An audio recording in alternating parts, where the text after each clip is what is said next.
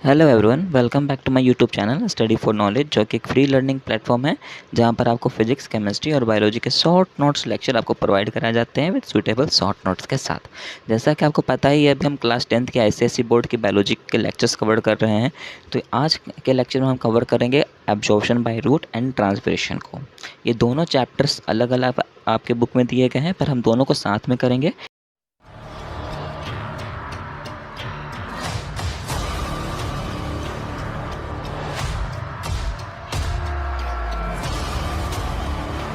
तो आप लोग इंटरेस्टेड हो इस लेक्चर के लिए?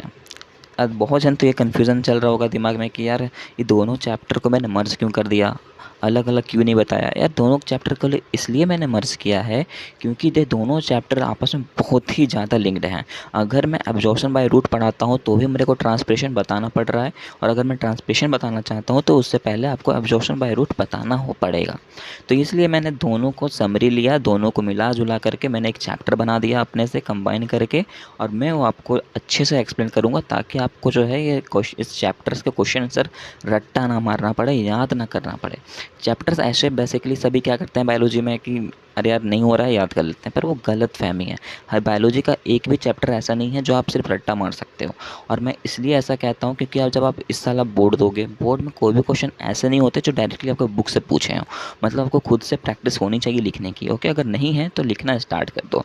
ज़्यादा बड़ा बड़ा मत लिखो, पर थोड़ा तो स्टार्ट करना पड़ेगा। ओके, तो चलिए इस चैप्टर को स्टार्ट करते हैं। एब्जॉर्प्शन बाय रूट से आपको समझ में आता होगा कि रूट का काम क्या है, एब्जॉर्प्शन करना। अब क्या एब्जॉर्ब करता है, तो वाटर का एब्जॉर्प्शन करता है, कुछ मिनरल्स का एब्जॉर्ब करता है। तो क्यों करता है उसका पीछे भी रीज़न है, क्योंकि ये जो रूट होता है ये एब्जॉर्ब नहीं करेगा तो लीफ तक वाटर को पहुंचाएगा कौन? इसी का काम है लीफ तक वाटर और मिनरल्स को पहुंचाना। ओके, तो हम बोल सकते हैं कि रूट एक तरह से क्या करता है, वाटर और मिनरल्स का ट्रांसपोर्ट भी करता है। राइट, तो कैसे करता होगा, इसको डेली लाइफ से समझते हैं। हम डेली लाइफ में क्या करते हैं, प्लांट को क्या करते हैं, वाटर तो देते ही हैं, पानी तो देते ही होंगे। तो अभी हम बोल रहे हैं कि जो रूट है वो वाटर को एब्जॉर्ब करता है। तो ऐसा तो नहीं करते हैं ना हम कि प्लांट अगर गड़ा हुआ है तो उसको हम उखाड़ते हैं, फिर उसके रूट में पानी देते हैं, फिर उसको फिर गाड़ देते हैं। ऐसा करते हैं क्या? नहीं करते यार। नॉर्मल लाइफ में हम क्या करते हैं, वाटर को सोइल में देते हैं। सोइल से रूट्स जो होते हैं, रूट के जो हेयर होते हैं, वो वाटर मॉलिक्यूल्स को क्या करते हैं, अपनी तरफ अट्रैक्ट करते हैं। वाटर जब पहुंचता है तो ये वाटर मॉलिक्यूल्स को क्या करते हैं, जाइलम के थ्रू वाटर को लीफ तक पहुंचाने का काम करते हैं। अब ये जो रूट है, रूट से जाइलम तक का जो डिस्टेंस होता है वो बहुत ज़्यादा बड़ा होता है। ऐसा बड़ा क्यों होता है, क्योंकि इसके अंदर 4 सेल प्रेजेंट होता है। कौन कौन से? पहले आता है एपिडर्मिस, फिर कॉर्टेक्स, फिर एंडोडर्मिस, फिर पेरिसाइकल। तो ये चारों सेल्स को क्रॉस करते हुए वाटर जो है पहुंचता है जाइलम के पास। तो इस टाइप के ट्रांसपोर्ट को हम कहते हैं लॉन्ग डिस्टेंस ट्रांसपोर्ट, क्योंकि डिस्टेंस काफ़ी ज़्यादा हो जाता है। तो क्वेश्चन आपको ऐसे ही पूछ सकता है कि बताओ कि ये जो रूट होते हैं, रूट से जो वाटर मॉलिक्यूल्स जो हैं, जो भी वाटर है या मिनरल्स हैं, वो अगर जाइलम तक पहुँचे हैं तो कितने वाल को क्रॉस करते हुए जा रहा है, कितने सेल वाल को क्रॉस होते हुए जा रहा है? तो आपको बोलना होगा 4। अब कैसे बोलना पड़ रहा है 4? वो हमने तो अभी सेल पढ़ा, यहाँ क्वेश्चन में तो वाल पूछ दिया। आप इसलिए कंफ्यूज हो गए क्योंकि आपने मेरा पहला लेक्चर नहीं देखा है सेल वाला। वहाँ हमने बात की है कि प्लांट के सेल में सेल वाल भी प्रेजेंट होता है। राइट, 4 सेल को क्रॉस कर रहा है तो सिंपल सी बात है 4 सेल वॉल को भी वो क्रॉस होते करते हुए जाइलम तक वाटर पहुंचता है। राइट, तो यहाँ पर हमने लॉन्ग डिस्टेंस ट्रांसपोर्ट को देख लिया। सोइल से रूट हेयर तक का पहुंचने का जो डिस्टेंस होगा वो काफ़ी छोटा होता है। उस डिस्टेंस को कहते हैं स्मॉल डिस्टेंस ट्रांसपोर्ट। राइट, तो यहाँ लॉन्ग डिस्टेंस ट्रांसपोर्ट और शॉर्ट डिस्टेंस ट्रांसपोर्ट आपको क्लियर हो गया होगा। अगर हम बात करें ना, तो ये दोनों चैप्टर जो मैंने मिक्स किया है ना, अगर इसका नाम देना चाहे तो हम देंगे ट्रांसपोर्ट इन प्लांट। क्योंकि ये दोनों चैप्टर में यही हमें पढ़ना है कि प्लांट जो है ये अपने लाइफ में करते क्या हैं, किस चीज़ों का ये ट्रांसपोर्ट करते हैं और कैसे करते हैं, कब करते हैं और क्यों करते हैं। यही चीज़ हमें पढ़ना है, वो भी डिटेल के साथ। तो लेक्चर में बने रहना, मैं बार बार यही कहूँगा, क्योंकि इंटरेस्टिंग लेक्चर है। आप इसको मिस करोगे तो सोचोगे यार क्यों हमने मिस किया। अगर रटना चाहते हो तो रटने के लिए नोट्स भी हैं, पर वो आपको कोई फ़ायदा नहीं देगा। आप जो है एग्ज़ाम में फिर वही हो जाएगा आपके साथ कि आप रट के तो सभी जाओगे, अब तो चलेगा वो क्वेश्चन आएगा ही नहीं। राइट। तो ऐसा गलती मत करना। तो चलो स्टार्ट करते हैं। ट्रांसपोर्ट अपना टॉपिक ले लेते हैं, हमें टॉपिक मिल गया है ट्रांसपोर्ट, उसी को फॉलो करेंगे। ट्रांसपोर्ट देखा हमने दो तरह के होते हैं, short distance transport, long distance transport. Short distance transport का हमने एक एग्जांपल तो क्लियर कर लिया, दूसरा मैं दे देता हूँ कि लीफ और लीफ के बीच अगर वाटर का मॉलिक्यूल का ट्रांसपोर्ट हो रहा है तो भी हम कहेंगे वो शॉर्ट डिस्टेंस ट्रांसपोर्ट है। लॉन्ग डिस्टेंस ट्रांसपोर्ट वही हो गया जो हमारा रूट से होते करके कहाँ जा रहा था, जाइलम्स के थ्रू हो करके लीफ तक अगर वाटर पहुँचता है तो उसको कहेंगे long distance transport. Short distance transport के अंदर हमें तीन चीज़ पढ़ना है, सिंपल डिफ्यूजन, फैसिलिटेटेड डिफ्यूजन और एक्टिव ट्रांसपोर्ट। देखो ये सब आप बुक में मत खोजो, बुक में अवेलेबल है तो ही मैं पढ़ा रहा हूँ, ओके। तो अब मैं जो बस बोल रहा हूँ ना उस पर फोकस करो। ये तीनों को मिला करके बनता है means of transport. Long distance transport के अंदर आते हैं जाइलम और फ्लोएम, इसको हम कहते हैं ट्रांसलोकेशन। क्या कहते हैं? ट्रांसलोकेशन। अब शॉर्ट डिस्टेंस ट्रांसपोर्ट के अंदर हमने क्या क्या देखा?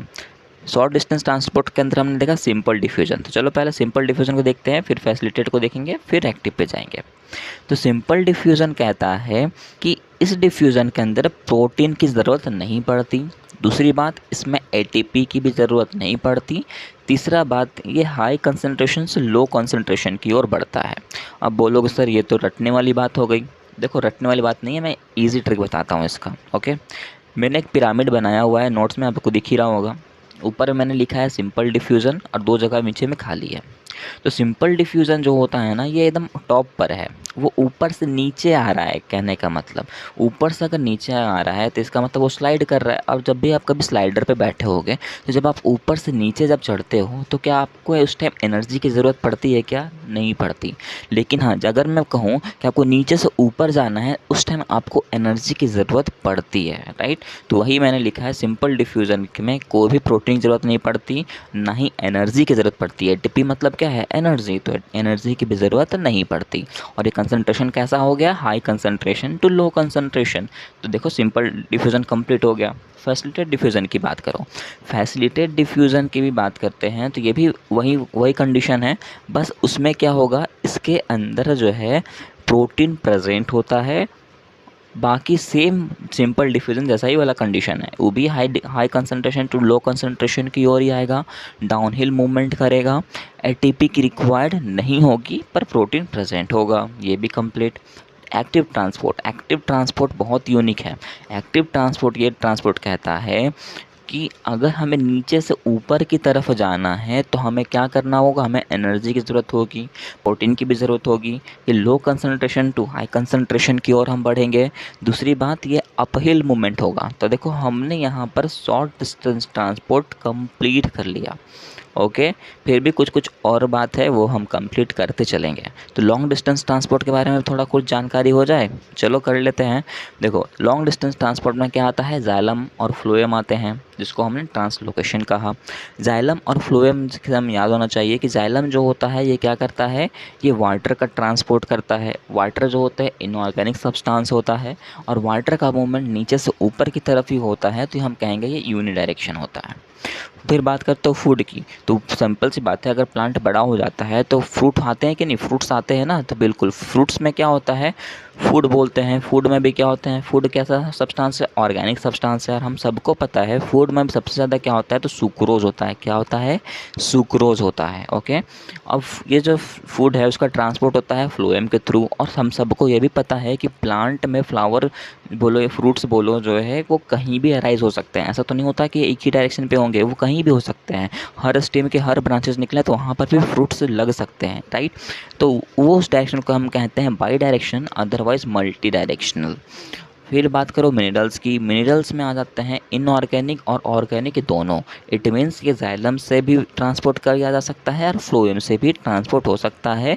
और ये यूनिडायरेक्शनल भी हो सकता है और बाई डायरेक्शनल भी हो सकता है। प्लांट के हार्मोन भी है, ये आपके प्लांट हार्मोन्स आपके चैप्टर्स में नहीं दिया गया है, पर मैंने सोचा कि एक एक्स्ट्रा पॉइंट बताने में क्या ही जाता है। प्लांट हार्मोन में दिया गया है कि ये भी ऑर्गेनिक सब्सटेंस है और ये यूनिडायरेक्शनल हो सकता है।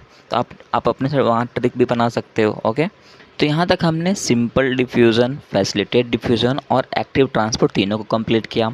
साथ ही साथ हमने लॉन्ग डिस्टेंस ट्रांसपोर्ट को में देख लिया, जाइलम और फ्लोएम को भी कंप्लीट कर लिया, ओके। धीरे धीरे हम और आगे बढ़ते हैं कुछ कुछ और जानकारी लेते हुए, ओके। तो अगर मैं आपसे पूछूं कि सबसे अच्छा ट्रांसपोर्ट कौन कहलाएगा इस तीनों में से, सिंपल डिफ्यूज़न, फैसिलिटेड डिफ्यूज़न और एक्टिव ट्रांसपोर्ट, ये तीनों में से सबसे अच्छा ट्रांसपोर्ट कौन कहलाएगा? वो कहलाएगा एक्टिव ट्रांसपोर्ट। क्यों? क्योंकि इसके अंदर प्रोटीन भी था, एटीपी भी था, और सबसे अच्छी बात ये नीचे से ऊपर की तरफ जा रहा था, राइट। उसके बाद आता है फैसिलिटेड डिफ्यूज़न, उसके बाद आता है सिंपल डिफ्यूज़न, क्योंकि इसके अंदर ना तो एनर्जी थी ना ही प्रोटीन थी। ओके, तो ये भी आप कन्फ्यूज़न क्लियर करते हुए चलना। तो चलो अब बताते हैं फैसिलिटेड डिफ्यूज़न का मेन काम कहाँ है ना।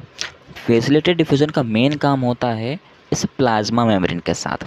अगर आपको याद हो, आपने मेरा पहला लेक्चर देखा हो सेल बायोलॉजी जब मैंने बताया था, तो उस टाइम मैंने एक बात कही थी कि ये जो प्लाज्मा मेम्ब्रेन होता है वो सेमी परमेबल इन नेचर का होता है, साथ ही साथ ये हाइड्रोफोबिक होता है। इसका मतलब ये वाटर से डरता है। मैंने कहा था ये हम बाद के लेक्चर में देखेंगे, तो वो टाइम आ गया है, हम आज ही कंप्लीट करेंगे कि ये डरता क्यों है, और ये अगर पानी से डरता है तो वाटर को अपने सेल्स तक पहुंचाता कैसे है, क्योंकि सेल के थ्रू ही वाटर का कंडक्शन, ये जो वाटर का पास है वो होना है। तो अगर सेल के अंदर ही वाटर नहीं जाएगा तो भाई ये लीफ तक पहुंचता कैसे है। बहुत सारे क्वेश्चन चलते होंगे आपके दिमाग में। अगर आपने वो लेक्चर नहीं देखा है ना, पिछला वाला, तो अब मैं लिंक जो है डिस्क्रिप्शन में दी हुई है, आप वहाँ से जा कर के देख सकते हो, क्योंकि वो चैप्टर बहुत इंपॉर्टेंट है। अगर आपने वो नहीं देखा है तो आपको बेसिक नॉलेज नहीं होगा सेल के बारे में, ओके, और आपको कन्फ्यूज़न होते रहेगी। तो चलो हम स्टार्ट करते हैं, अपने टॉपिक पे आते हैं वापस से। तो हमारा काम अभी है क्या कि हम ये जो प्लाज्मा मेम्ब्रेन है ये वाटर से डरता क्यों है, और वाटर का मूवमेंट, वाटर का ट्रांसपोर्ट इसके थ्रू होता कैसे है। तो देखो, ये जो फैसिलिटेड डिफ्यूज़न होता है ना, इसका मेन काम है ये क्या करेगा, प्लाज्मा मेम्ब्रेन के पास जाके बाइंड कर जाएगा, चिपक जाएगा। चिपकने के बाद एक प्रोटीन का फॉर्मेशन करेगा। उस प्रोटीन का नाम दिया जाता है कैरियर प्रोटीन। ये कैरियर प्रोटीन इस तरह से इसको चिपकता है, बबलगम जैसा समझो तो, है ना। ये चिपक के क्या करेगा, बोलेगा वाटर मॉलिक्यूल को फटाक से तुम मेरे पास आओ, मैं तुम्हें अंदर ले जाऊंगी और फिर वापस आ जाऊंगी। तो ये एक तरह से, एक समझो तो ये गार्ड का काम करता है। जिस तरह होता है ना कि बॉडी गार्ड होते हैं ना, कि बोलते हैं ना कि यार तुमको किससे मिलना है, मेरे बॉस से मिलना है, तो ठीक है चलो मेरे साथ चलो, मैं तुम्हें मिला करके मैं वापस आ जाऊँगा।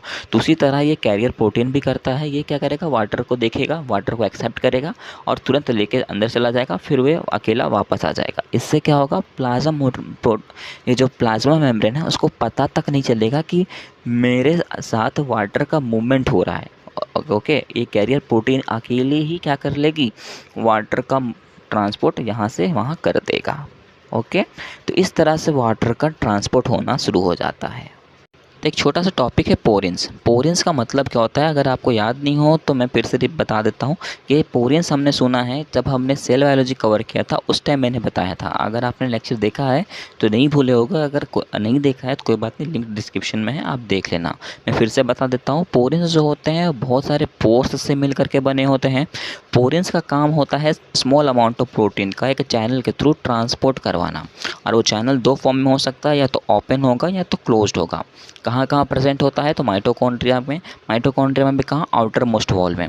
प्लाज्मिड में भी प्रेजेंट होता है, कहाँ पर, आउटर मोस्ट वॉल में। और कुछ बैक्टीरियाज में भी प्रेजेंट होता है। तो यहाँ पर पोरेंस का टॉपिक भी क्लियर हो गया होगा। उसके बाद हमें पढ़ना है ऑस्मोसिस और ऑस्मोटिक प्रेशर क्या है। दोनों को मैं लिंक करता हूँ, मज़ा आएगा देखना। ऑस्मोसिस कहता है कि कोई भी वाटर मॉलिक्यूल अगर हाई कंसनट्रेशन से लो कंसनट्रेशन की अगर तरफ मूवमेंट करता है थ्रू सेमी परमेबल मेम्ब्रेन, उस प्रोसेस को कहते हैं ऑस्मोसिस। और उस प्रेशर को रोकने के लिए अगेंस्ट में हम जितना प्रेशर अराइज करते हैं, उस प्रेशर को कहते हैं ऑस्मोटिक प्रेशर।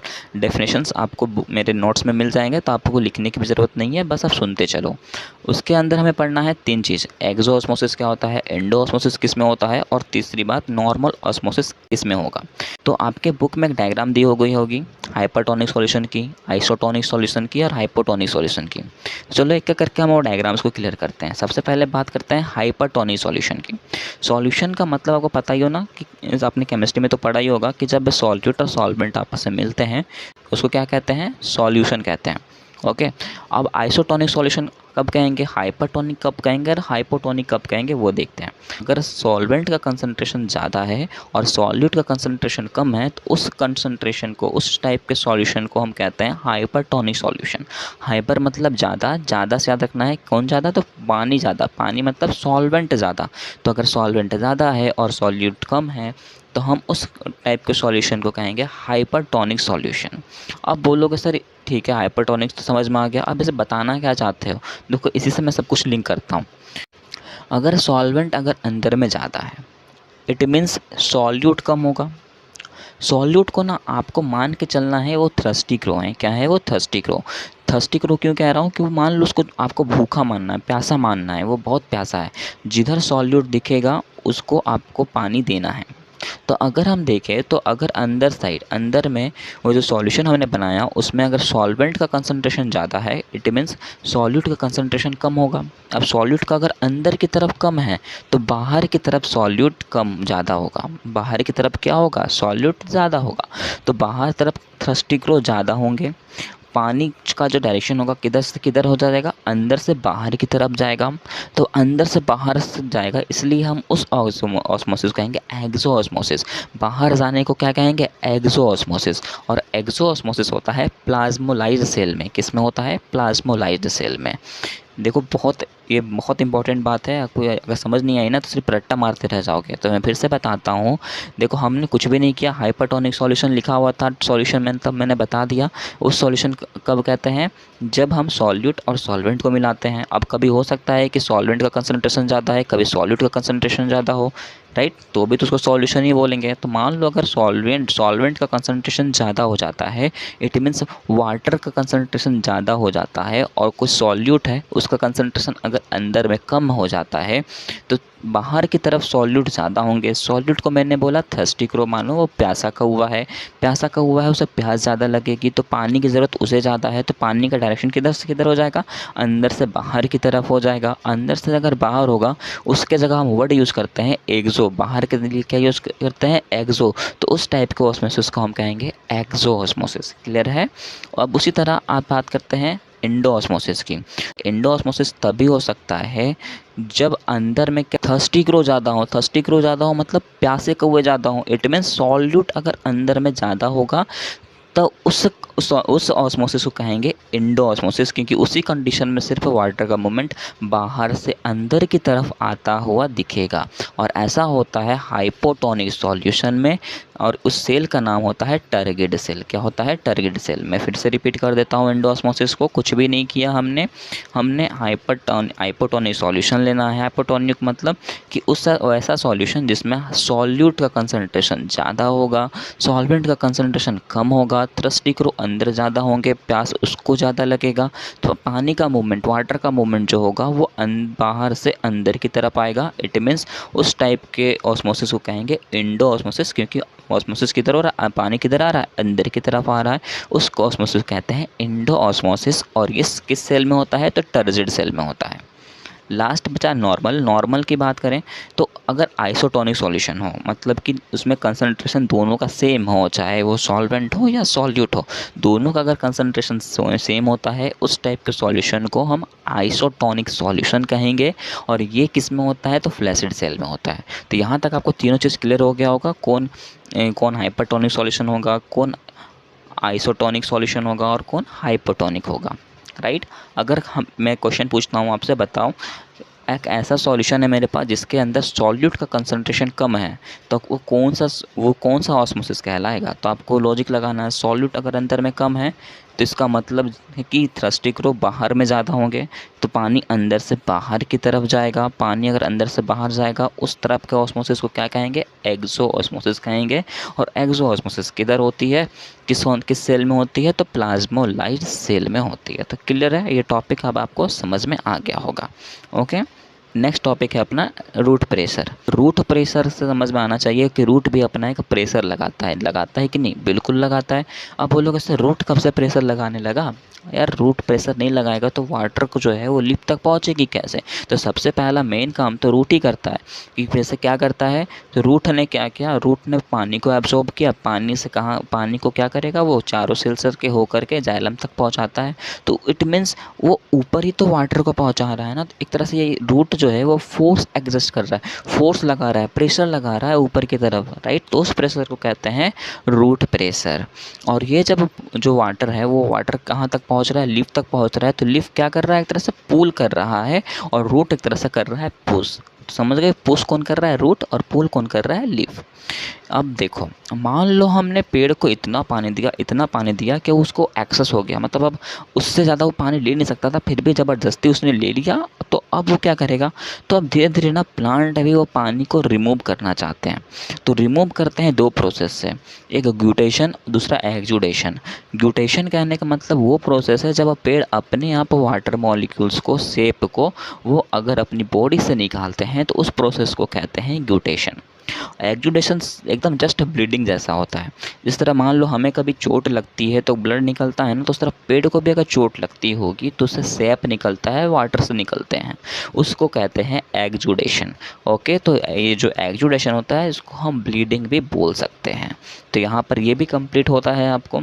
अब मैंने ये जो एपिडर्मिस है, कॉर्टेक्स है, एंडोडर्मिस है, पेरिसाइकिल, ये आपको मैंने नहीं बताया था तभी सेल, फिर से मैं यहाँ बताता हूँ और सेल के साथ समझेंगे। तो चलो हम इस डायग्राम से देखते हैं कि वाटर का ट्रांसपोर्ट होता कैसे कैसे है। तो ये आपको डायग्राम दिख ही रहा होगा, 4 सेल्स आपको दिख ही रहे होंगे। सबसे पहला सेल है एपिडर्मिस सेल, सबसे पहला वाटर इसी के पास जाएगा। इसके बाद कहाँ जाएगा, कॉर्टेक्स के पास जाएगा, कॉर्टेक्स से फिर एंडोडर्मिस के पास, उसके बाद पेरिसाइकिल के पास। तो यहाँ पर आपको ये भी दिखता होगा कि वाटर का जो ट्रांसपोर्ट है वो दोनों डायरेक्शन से होगा, एक अंदर की तरफ से, एक दूसरी बाहर की तरफ से। बाहर की तरफ से मतलब कि सेल वाल की तरफ से, अंदर की तरफ से मतलब कि सेल मेम्ब्रेन के अंदर। तो सेल मेम्ब्रेन के अंदर से अगर वाटर का ट्रांसपोर्ट होता है, उस ट्रांसपोर्ट को हम कहते हैं सिम्प्लास्ट। दूसरी बात, अगर सेल के बाहर की तरफ से वाटर मॉलिक्यूल्स का ट्रांसपोर्ट होता है तो उस प्रोसेस को कहते हैं, उस ट्रांसपोर्ट को कहते हैं एपोप्लास्ट। ओके, कोई डाउट यहाँ पर? कोई भी डाउट नहीं होनी चाहिए। यहाँ मज़े की बात ये आती है कि ये जैसे ही एंडोडर्मिस तक ही हम पहुँचता है वाटर, तो वहाँ पर जाके रुक जाता है। रुकता क्यों है? क्योंकि वहाँ पर उस जगह पर कैस्पेरियन स्ट्रिप्स प्रेजेंट होती है, जिसका मेन काम है वाटर को ब्लॉक करना। तो वो जैसे वहाँ पर वाटर पहुँचता है तो ये कैस्पेरियन स्ट्रिप्स क्या करेगी, वो वाटर को रोक देगी। लेकिन वही वाटर रुकेंगे जो वाटर सेल वाल की तरफ से आए हो। इट मीन्स जो एपोप्लास्ट वाला जो वाटर था, मॉलिक्यूल जो ट्रांसपोर्ट हो रहा था, वो वहाँ जा कर के रुक जाएगा। तो क्वेश्चन आपको यही पूछता है आपको बोर्ड में कि बताओ एपोप्लास्ट मूवमेंट कहाँ पर जाकर रुका था, कौन से सेल पे जाकर के रुक गया था और क्यों। तो आपका रीज़न देना है कि वो एपोप्लास्ट मूवमेंट जो था वो एंडोडर्मिस में जाकर रुक जाता है, क्योंकि वहाँ कैस्पेरियन स्ट्रिप्स प्रेजेंट होती है जो वाटर को ब्लॉक कर देती है और वाटर को पास होने नहीं देता। ओके, यहाँ पे आपको डाउट जो था होगा वो क्लियर मैंने कर दिया है। ओके, तो यहाँ पर फिर से मैं मूवमेंट बताता हूँ। सबसे पहले वाटर कहाँ आएगा, एपिडर्मिस के पास, फिर कॉर्टेक्स के पास, फिर एंडोडर्मिस के पास, फिर पेरिसाइकल के पास, उसके बाद जाएगा जाइलम के पास, और जाइलम के बाद वो लीफ में चला जाएगा। तो इस तरह एक मूवमेंट हो गया, एक ट्रांसपोर्ट हो गया वाटर का। ओके, तो वो प्लांट अगर ये प्रोसेस को बार बार करेगा, इट मीन्स उसके पास ज़्यादा अमाउंट ऑफ वाटर मिल जाएंगे। अब अगर उसके पास वाटर ज़्यादा हो जाएगा, मिनरल्स ज़्यादा हो जाएगा, तो वो भी तो बोलेगा कि यार ये एक्सेस हो रहा है, मेरे को इसको रिलीज़ करना है। तो जैसे ही प्लांट हार्मोन्स को या फिर मिनरल्स को या वाटर मॉलिक्यूल्स को अपनी बॉडी से बाहर एक्सपेल करता है, रिलीज़ करता है, उस प्रोसेस को कहते हैं transpiration. Transpiration is not like a respiration. Okay, transpiration और रेस्पिरेशन में बहुत अंतर है। ट्रांसपिरेशन का मतलब है कि रिमूवल ऑफ वेस्ट, ये एक तरह से हमको वो वेस्ट को रिमूव कर रहा है अपनी बॉडी से। रेस्पिरेशन कहता है एक्सचेंज ऑफ गैसेस। दोनों में देख सकते हो कितना बड़ा डिफरेंस है। ओके, तो लिंक्ड मत कर देना दोनों को, दोनों में कोई लिंकेज नहीं है बॉस। ओके, तो यहाँ पर ये टॉपिक भी आपको क्लियर हो गई होगी, ट्रांसपिरेशन वाली। ओके, आपको फिर पढ़ना है अस्टोमाटा के बारे में। तो अस्टोमाटा का स्ट्रक्चर मैंने पहले बताया है, अगर आपने नहीं देखा है लेक्चर तो कोई बात नहीं यार, मैं फिर से बता ही देता हूँ। देखो, अस्टोमाटा में सबसे पहला सेल जो आपको दिखेगा आउटर मोस्ट सेल में, उस सेल का नाम है एपिडर्मल सेल। इस एपिडर्मल सेल के अंदर प्रेजेंट होता है सब्सिडरी सेल। मैं सब्सिडरी इसलिए कहता हूँ यार क्योंकि ये सेल बहुत डरता है। मैंने ट्रिक याद रखा है कि ये जो है बहुत डरता है, तो ये भाई इसको प्रोटेक्शन चाहिए। तो प्रोटेक्शन चाहिए तो कहाँ रहेगा, ये अंदर में रहेगा। तो बाहर में है एपिडर्मल सेल, एपी का मतलब बाहर होता है, तो आपको याद ही रहेगा। ट्रिक बनाया था मैंने सिर्फ सब्सिडरी के लिए कि सबसे डरता है तो ये इसको प्रोटेक्शन चाहिए, तो इसलिए कि एपिडर्मल सेल के अंदर रहता है। ओके, अब उसके अंदर प्रेजेंट होता है गार्ड सेल। गार्ड सेल क्यों, गार्ड सेल जो होता है वो एस्टोमेटल पोर्स को प्रोटेक्शन प्रोवाइड करने के लिए रहता है। अब एस्टोमेटल पोर जो होता है वो ओपन कब होगा, तो डे टाइम में ओपन होता है, और उस स्टोमाटा को कहते हैं ओपन स्टोमाटा। और अगर वो क्लोज्ड है तो उस स्टोमाटा को कहेंगे क्लोज्ड स्टोमाटा, जो कि सिर्फ नाइट के टाइम पे होती है। अभी ये प्रोसेस हम कब देखेंगे, रेस्पिरेशन वाले चैप्टर में देखेंगे पूरी तरह से। फिर भी मैंने डेफिनेशन लिख दिया है मैंने, आप देख लेना। पर ये पूरा का पूरा हम अच्छे से क्लियर करेंगे टॉपिक को जब हम रेस्पिरेशन कवर करेंगे, क्योंकि ये मेन टॉपिक इसका फोटोसिंथेसिस और रेस्पिरेशन में ही आने वाला है कि कब ये ओपनड होगा, कब ये क्लोज्ड होगा, कैसे होता है ये रीज़न, सब कुछ हम उस वाले चैप्टर में ही कंप्लीट करेंगे। तो मैं ये स्टोमाटा का जो लेक्चर है मैं उस वाले टॉपिक के लिए छोड़ दे रहा हूँ। ओके, तो आप सोचोगे आप लोग सर अगर उस चैप्टर में पढ़ना है तो इस चैप्टर में क्या पढ़ेंगे। यार इस चैप्टर में जो पढ़ना है मैं बताता हूँ आपको, और ये हमारा लास्ट टॉपिक है, इसके बाद ये चैप्टर कंप्लीट हो जाएगा। देखो हमने स्टार्टिंग में सॉल्वेंट और सॉलिड को देख लिया। सॉल्वेंट को मैंने क्या मानने कहा था आपको, सॉल्वेंट को कुछ नहीं मानने कहा था भाई, सॉल्यूट को मानने कहा था। क्या मानने कहा था, थ्रस्टी को मानने कहा था, प्यासा का वो मानने कहा था। इसका मतलब भी मैंने बताया था, जहाँ वो सॉल्यूट है मतलब उसे पानी की चाहिए भाई, पानी कहीं से भी उसको ला करके हमें देना है। ओके, अब चलो इस डायग्राम दिख रहा होगा आपको, इस डायग्राम पे फोकस करो। इस डायग्राम से हम लास्ट करने वाले हैं इस चैप्टर को, और ध्यान से समझते चलना। यहाँ पर आपको जाइलम भी दिख रहा होगा और फ्लोएम भी दिख रहा होगा। दिख रहा है कि नहीं दिख रहा, बिल्कुल। अब देखो जाइलम में क्या फ्लो होता है, वाटर का फ्लो होता है। फ्लोएम में क्या होता है, फूड होता है। फूड में भी मेनली सुक्रोज होता है, मैंने बता दिया था। देखो ऊपर की तरफ क्या है, पानी जा रहा है, नीचे से ऊपर की तरफ वाटर जा रहा है, राइट। अब फ्लोएम के पास क्या है, फूड है। फूड को आपको सॉल्यूट मानना है। सॉल्यूट इस क्या है, सॉल्यूट को हमने बोला था ना thirsty crow, salt is a thirsty crow, प्यासा कौवा है वो। पानी की ज़रूरत उससे ज़्यादा है, पानी वो खींचेगा। पानी का डायरेक्शन किधर से किधर हो जाएगा, देख लो यहाँ फिगर में भी दिखाया गया है। पानी ये ले लेगा, ये पानी ले लेगा, तो एक कंडीशन ये भी हो जाएगा कि सॉल्वेंट जो है वो थोड़ा थोड़ा आने लगेगा। तो देखो सॉल्वेंट जहाँ पर कम है वहाँ पर देखना सॉल्यूट ज़्यादा होंगे, मतलब साफ़ है यार। नीचे की तरफ ज़्यादा पानी होंगे, ऊपर की तरफ कम पानी गया होगा, क्योंकि रूट को प्रेशर एडजस्ट करना पड़ता है। तो रूट उतना प्रेशर थोड़ी लगा पाता कि जितना हम रूट में दिए वो पानी फटाक से ऊपर वो भेज दिया, ऐसा तो नहीं होता, बहुत कम पानी जा पाता है। तो इसलिए हम बोलते हैं कि ऊपर की तरफ फ्रूट्स जो होते हैं वो पेड़ में वो ज़्यादा उगते हैं और नीचे की तरफ कम उगते हैं। कोई प्लांट ऐसा देखा है क्या कि नीचे की तरफ ही फ्रूट लगे हों और ऊपर फ्रूट है ही नहीं, ऐसा कहीं देखा है क्या, नहीं देखा होगा। इसका रीज़न ही यही होता है क्योंकि रूट उतना प्रेशर एडजस्ट नहीं कर पाता। वो पानी हम जितना देते हैं उसका वो 90% पानी वो अपने एब्जॉर्ब करता है, 10% ही वाटर को वो दे पाता है ऊपर की तरफ, और वो वाटर जो है ऊपर तरफ पहुंचता है। तो वाटर अगर कम होगा तो थ्रस्टी क्रो ज़्यादा होंगे।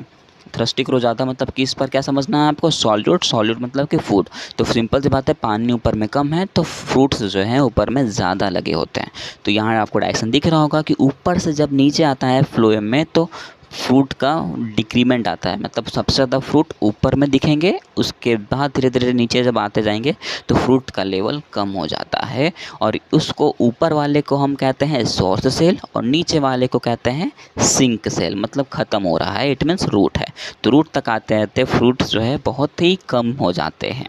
तो अगर अब आपको कोई पूछता है कि बताओ यार कि ऊपर की तरफ भी फ्रूट ज़्यादा क्यों होता है, तो ये तुम बता सकते हो कि रूट प्रेशर इतना नहीं लगा पाता, राइट। अब बाकी रीज़न तो मैंने बता ही दिया, मैं बार बार रिपीट क्या करूँ यार। चलो अब कल के लेक्चर में मिलेंगे। अगर आपको ये लेक्चर अच्छी लगती है तो चैनल को सब्सक्राइब कर लो, वीडियो को लाइक करो, जितना हो सकता है शेयर करो, और वेट करो फिर नेक्स्ट लेक्चर के लिए जो कि फोटोसिंथेसिस होगा अपना, वो भी बहुत इंटरेस्टिंग है। तो चलो बने रहो हमारे साथ, and thank you, have a nice day.